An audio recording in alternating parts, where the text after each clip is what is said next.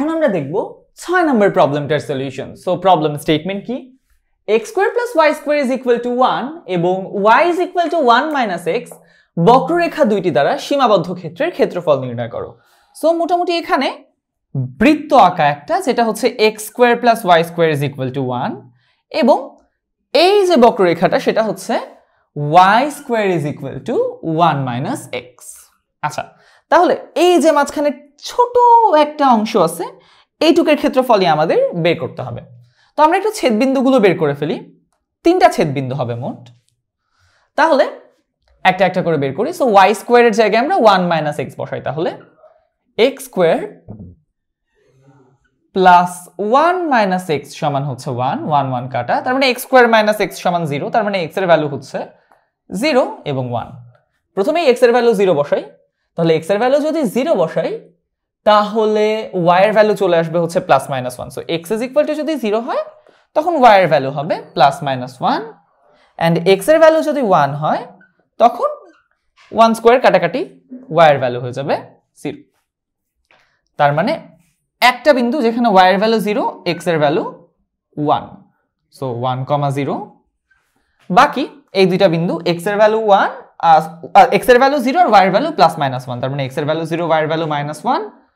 এটা হচ্ছে x এর ভ্যালু 0, y এর ভ্যালু প্লাস 1। রাইট, তাহলে এই হচ্ছে আমাদের ছেদ বিন্দুগুলো।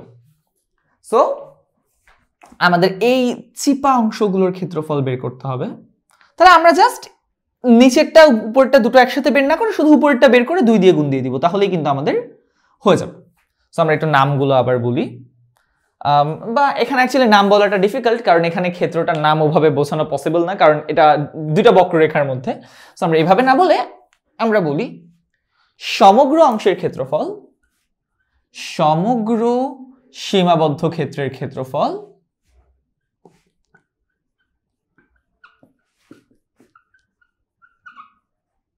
সমান আমরা বলবো 2 ইনটু ছায়াকৃত অংশের ক্ষেত্রফল। এই যে ছায়াকৃত অংশটা আছে এটার ক্ষেত্রফলকে 2 দিয়ে গুণ দিলে আমরা পুরোটার ক্ষেত্রফল পেয়ে যাব। সো ছায়াকৃত অংশের ক্ষেত্রফল। ওকে, তাহলে এখন এই ছায়াকৃত অংশের ক্ষেত্রফলটা কিভাবে বের করব? ওকে, তো যেটা দেখা যাচ্ছে সেটা হচ্ছে যে এই ছায়াকৃত অংশের ক্ষেত্রফলটা হচ্ছে বেসিক্যালি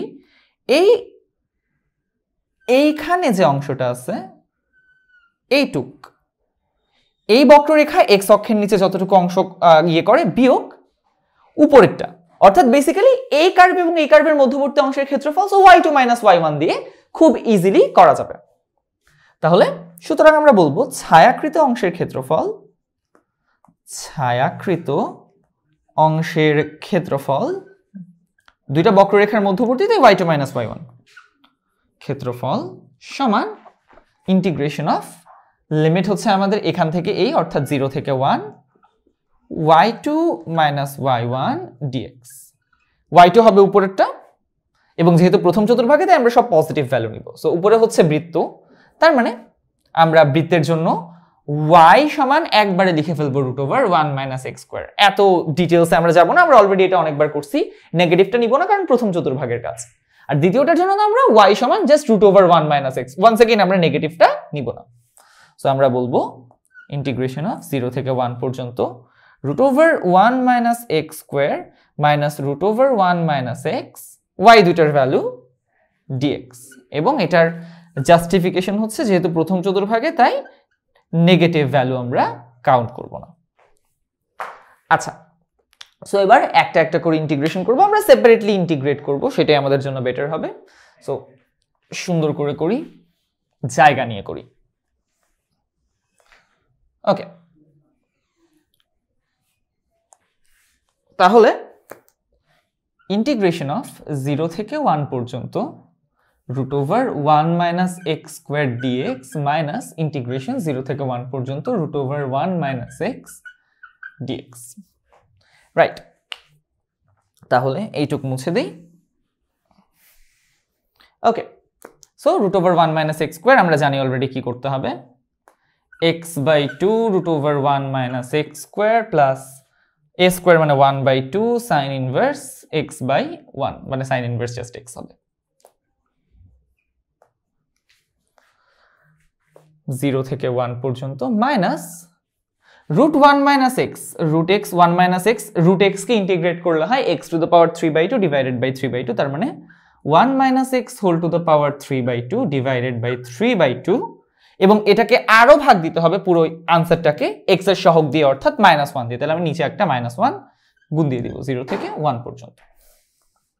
সো আমরা ভ্যালুগুলো বসাই, প্রথমে 1 বসাবো, 1/2 root over 1 minus 1 plus half sine inverse 1 minus 0 বসালে এটাও 0 এটাও 0, কারণ 0 ইন্টু যে কোনো কিছু 0, আর সাইন ইনভার্স 0 এর ভ্যালু 0, মাইনাস এবার ফার্স্টে 1 বসাবো, তাহলে 1 বসালে এটা পুরোটা 0 হয়ে যাবে, কারণ 1 মাইনাস 1 তো 0, মাইনাস 0 বসাবো, তাহলে 0 মাইনাস, এবার 0 বসাবো, 0 বসালে এটা পুরোটা 1 থাকবে জাস্ট, এবং বাকি যা আছে সেম থাকবে সব। সো 1 বাই মাইনাস 3/2, এই হচ্ছে আমাদের আনসার। সো এটা তো 0 হয়ে যাবে, সাইন ইনভার্স 1 হচ্ছে π/2, অর্থাৎ π/4 মাইনাস মাইনাসে মাইনাসে প্লাস হবে, উপরে চলে আসলে হয়ে যাবে 2/3, সো π/4 মাইনাস মাইনাসে মাইনাসে প্লাস 2/3, অর্থাৎ π/4 মাইনাস 2/3। ওকে, ব্র্যাকেট দেওয়া উচিত। ওকে, সো এটা হচ্ছে আমাদের ছায়াকৃত অংশের ক্ষেত্রফল। সুতরাং সমগ্র ক্ষেত্রের ক্ষেত্রফল সমান আমরা বলতে পারি